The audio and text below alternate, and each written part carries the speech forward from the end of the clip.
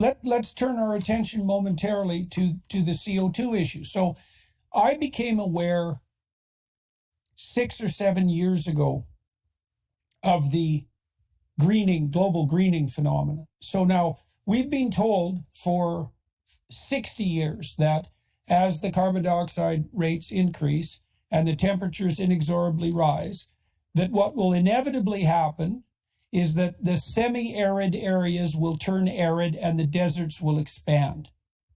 But what's actually happened, and the opposite. Yeah, not just the opposite in a little way, the opposite in an absolutely mind-blowing and unequivocal way, which is what's happened is that because we're actually in a carbon dioxide drought, which is also what your data point to, we're down to about 430 parts per million and plants start to die at 150 parts per million.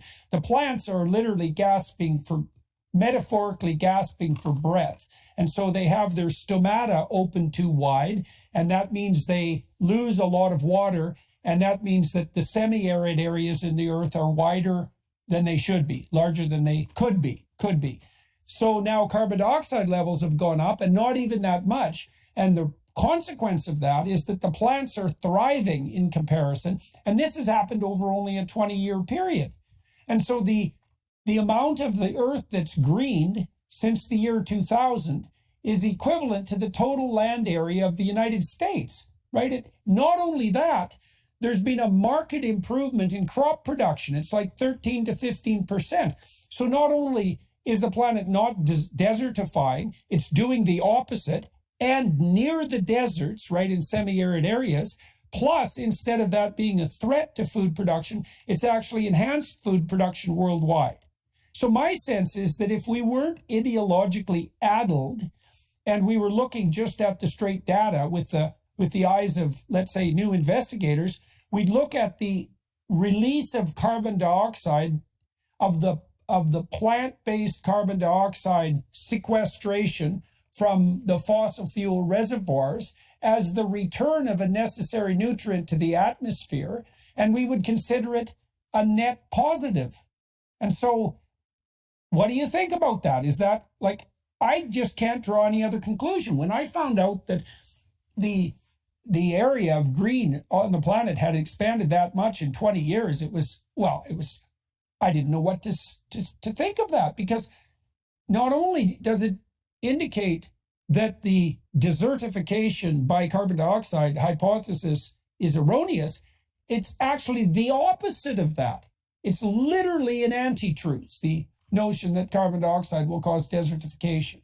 And it seems to me that environmentally oriented people should be thrilled that the planet has become substantially greener and that agricultural land is more productive, because it means we'd have to use less of it.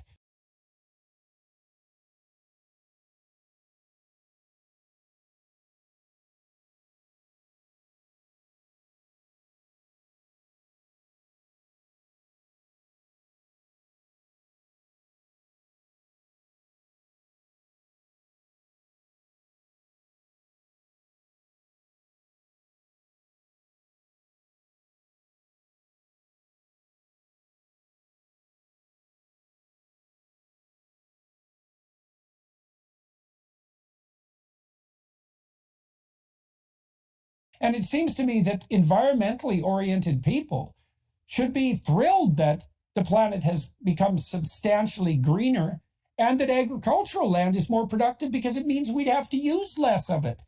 So, I've gone so far as to delude myself into thinking that adding carbon dioxide to the atmosphere is one of the most effective ways we could possibly distribute fertilizer.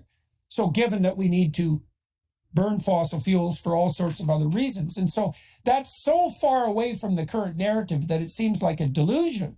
So what do you think of that? What do you make of that? You studied well. Yes, all of what you said is absolutely true. And many of us, like you and I, know about this, and it falls on deaf ears for some reason. And I go back to burning witches and throwing virgins into volcanoes. People did these things, and the rest of the people accepted it or even supported it. And so what is it, some kind of collective death wish? because the fact is, during the most recent glacial maximum, as I like to call it, 20,000 years ago, CO2 sank to 180 ppm in the atmosphere. That's because when the oceans cool, they absorb more CO2. And when they warm, they outgas CO2. I use the example of taking a glass of cold water out of the fridge and putting it on your counter. In a few minutes, bubbles begin to form on the glass inside. That's the gas coming out of the water.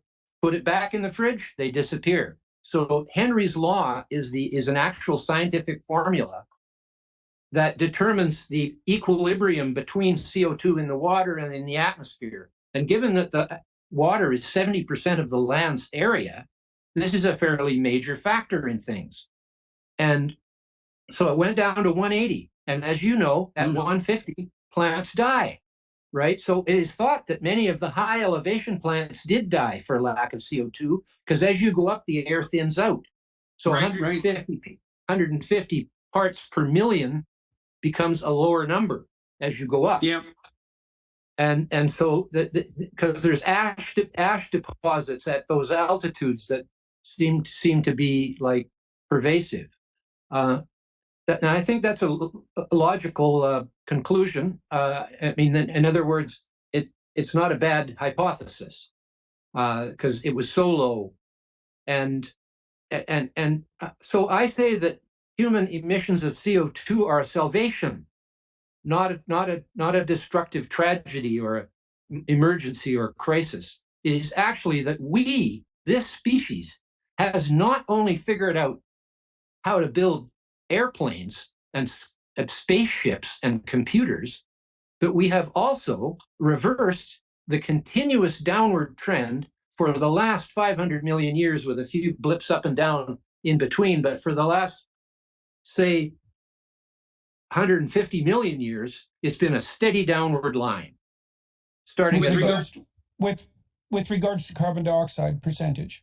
From 2,500 ppm 150 million years ago to 180 20,000 years ago. And when we came out of that most recent glaciation, took about 10,000 years to get up to what's called the Holocene climate optimum, because the first 5,000 years of the Holocene were warmer than it is now.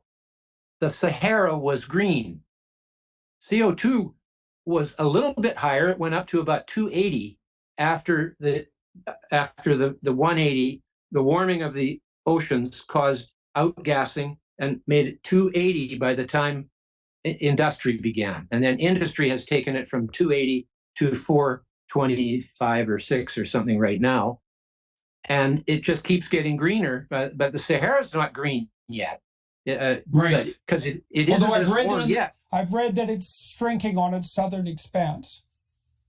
Yes, it is. But the fact is, there are red dots on maps showing all the villages that were all across the Sahara Desert with goat herders and sheep and stuff, like back then, for thousands of years. And one of the reasons they say the Egyptian civilization began was they all had to move into the Nile Valley because it was the only place where there was enough water to live. And the Sahara became a desert 6,000 years ago, or 5,000, something like that. But anyways, that's the time when everybody had to move